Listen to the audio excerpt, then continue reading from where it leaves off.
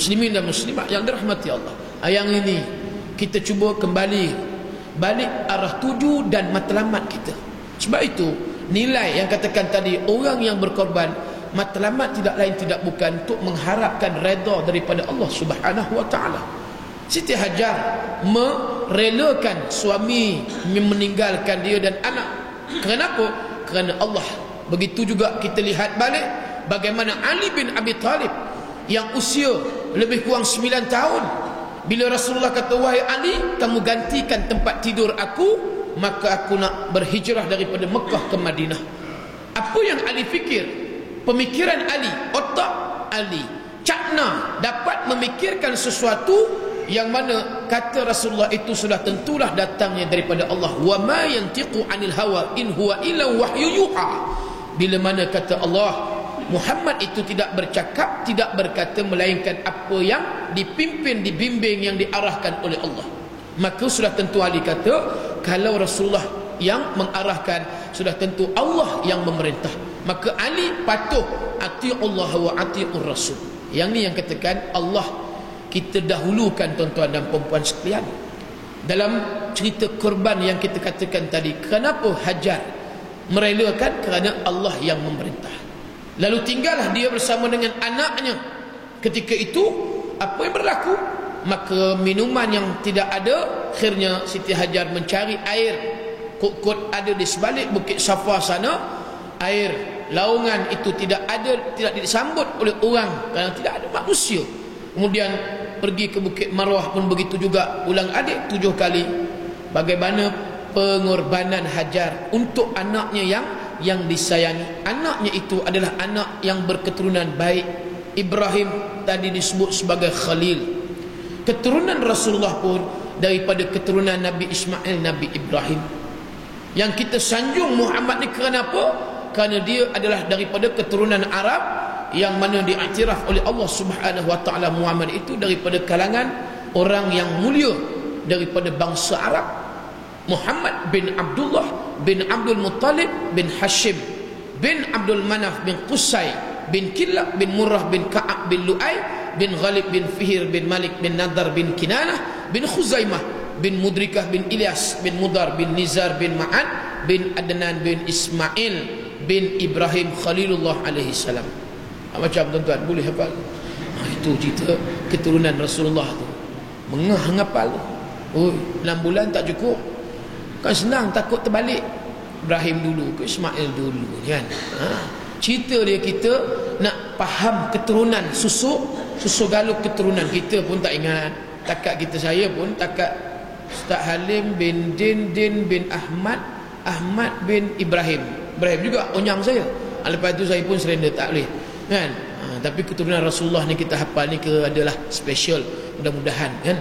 Baik, kita lihat tadi bagaimana Ismail tadi yang masih kecil memerlukan makanan dan minuman. Akhirnya dengan izin Allah, hentakkan kaki Ismail itu, dengan izin Allah keluarlah satu air yang dikatakan pancutan air yang dikatakan air Zam-Zam. Bermula daripada mulut Siti Hajar pada waktu itu melihatkan air yang keluar daripada bumi, dia pun berteriak Zami, Zami, Zami. Zami maknanya kumpullah air.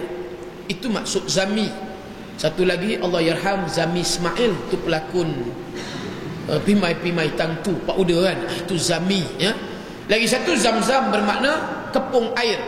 Siti Hajar bila tengok air itu keluar, dia cukup sayang, takut mengalir habis. Jadi itu yang dia teriak tu ya.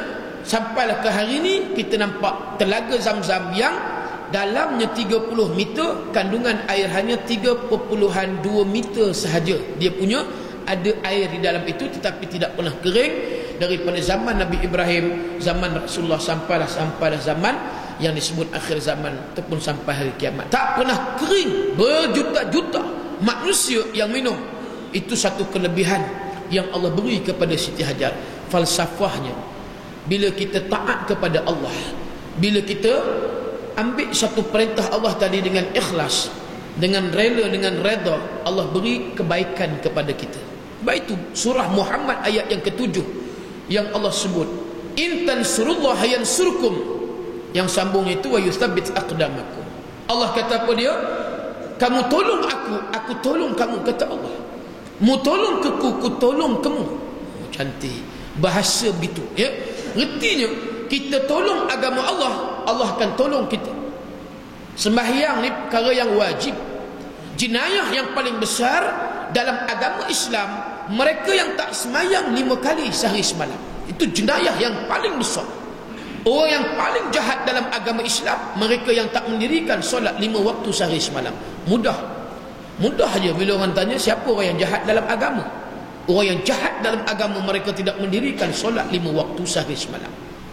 Tengoklah di tepi-tepi taman kita yang ada kedai, daripada petang tadi sampai maghrib, sampai kelar ni lah kita nampak.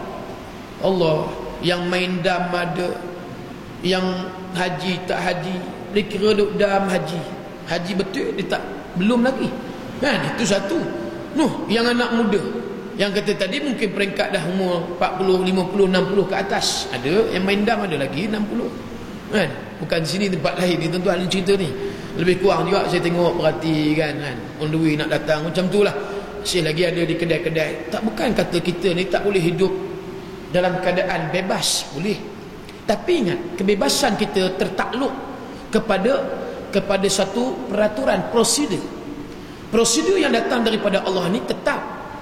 Kita suka tak suka sembahyang, saya katakan tadi, subuh, suka tak suka bangun zuhur, suka tak suka kerja ke apa ke, waktu zuhur break sekejap, kemudian bangun, kita mendirikan ibadat yang dikatakan solat. Asar, suka tak suka ke kita, letih ke apa pun, sembahyang tetap. Maghrib sampai rumah jalan jam, nak tak nak maghrib jalan isyak, walaupun mengantuk sekalipun, sebelum tidur isyak nak kena sembahyang. Yang ni mudah.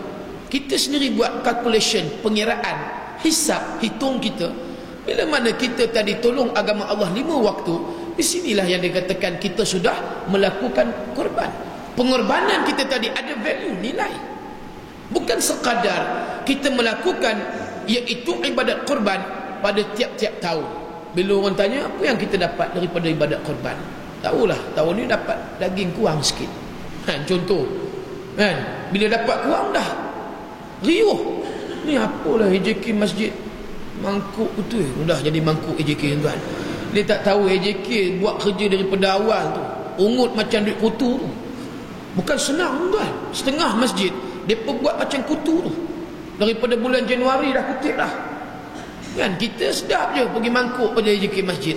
Ini nak bagi tahu, jangan memangkukkan AJK masjid. Itu kalau boleh bagi mangkuk betul tak apa. Itu ya, mangkuk pinggan ke apa benda, dapatlah sikit habuan umpamanya. Kan senang. Kita lihat ya, pengorbanan Hajar tadi satu, pengorbanan Nabi Ibrahim dengan Ismail. Allah perintah Nabi Ibrahim sembelih Ismail, bukan sembelih haiwan.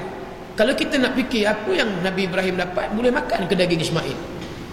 Cuba kita fikir tang tu. Kalau hari ini ada di antara peserta ibadat korban, dia sembelih binatang korban semata-mata nak daging korban, tak tahulah ke mana arah tuju dan matlamat ibadat yang dibuat tadi. Sebab itu Imam An-Nawawi rahimahullahu ta'ala meletakkan al-hadithul awal, hadis yang pertama pada kitab yang pertama, iaitu kitab Al-Azkar. Yang kedua kitab Riyadus Salihin. Yang ketiga kitab Syarah Matan Arba'in. Imam An-Nawawi meletakkan ketiga-tiga kitab muktabar ni tuan-tuan, hadis yang disebut oleh Rasulullah itu hadis Bukhari Muslim.